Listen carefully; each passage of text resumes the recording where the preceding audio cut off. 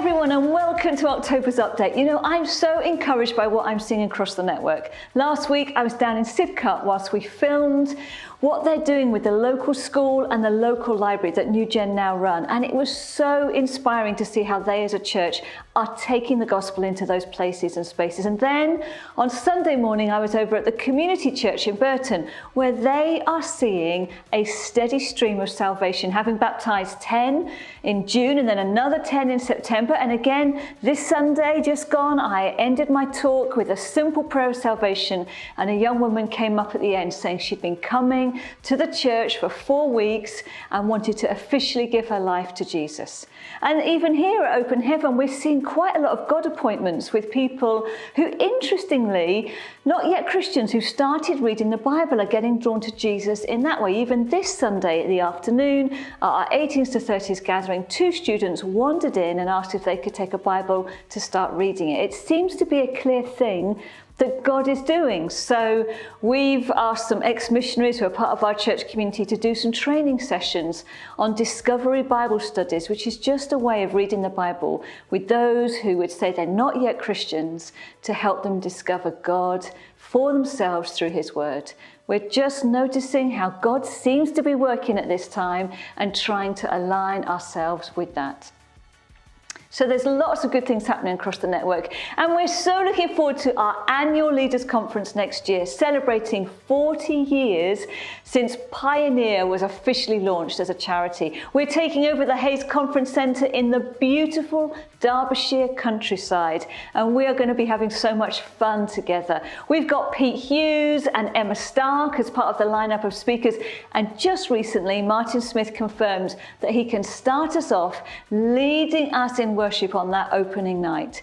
Already 125 tickets have gone, which is unheard of at this stage, and our early bird ticket price ends at the end of November. So it's worth getting organised now, gathering a large group. It's open to leaders at every level of church life and to all who share our mission to take the gospel to new places and spaces. And remember, there's a discounted price for under 25, so bring all your younger leaders along. 2024 will be 40 years of Pioneer stories so far.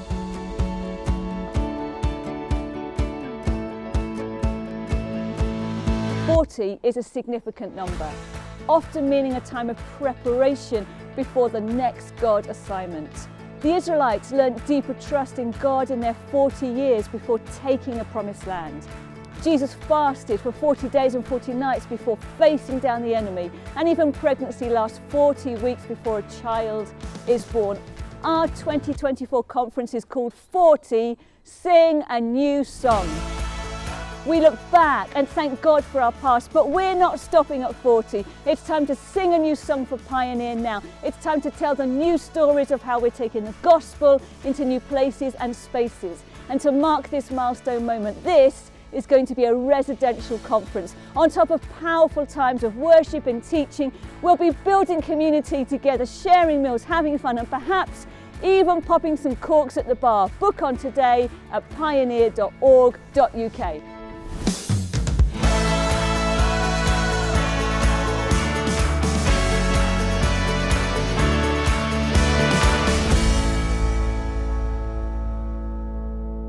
Now, one of the films we've recently made that is a fantastic example of people taking the gospel to new places and spaces is Lighthouse Church in Anglesey, the island of Anglesey. Rachel and Alan were part of Open Heaven Church, and they went 5 years ago with a small team to plant a bilingual church wanting to reach local Welsh families on the island. And it's been such a joy to see what God has done with them. There is now a thriving church community. They are impacting the island and they're growing through new life. So take a look at this little film.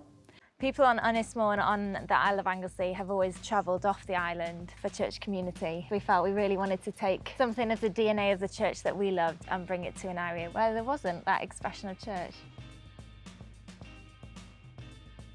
60% of families on the island will speak Welsh in the home.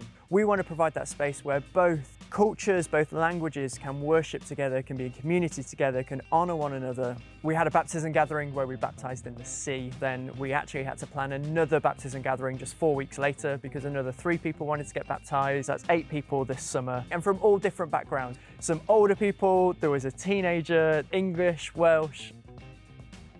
We run a community fun day each year, completely free on a football field in the middle of an estate that has quite a lot of deprivation in it. I think very much at our heart is serving the families here and reaching the families here with the gospel of Jesus, and really wanting to bring a thriving family expression of church in an area that didn't have one. I just feel like God's really put a real calling on my life to be a bridge in this community.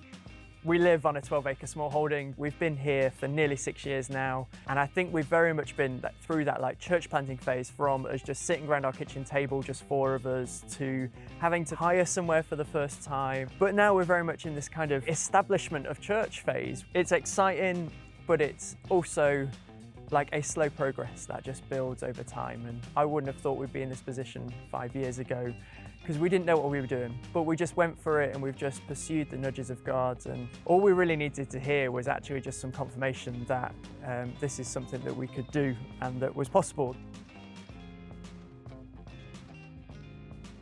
Lastly, we had a fantastic response to the Pakistan relief appeal in September after violence against Christians increased dramatically. Our pioneer partner churches there were able to help over 80 families whose homes and possessions had been destroyed. Hi everyone, a huge thanks for the generous giving that took place last month for our brothers and sisters in Pakistan.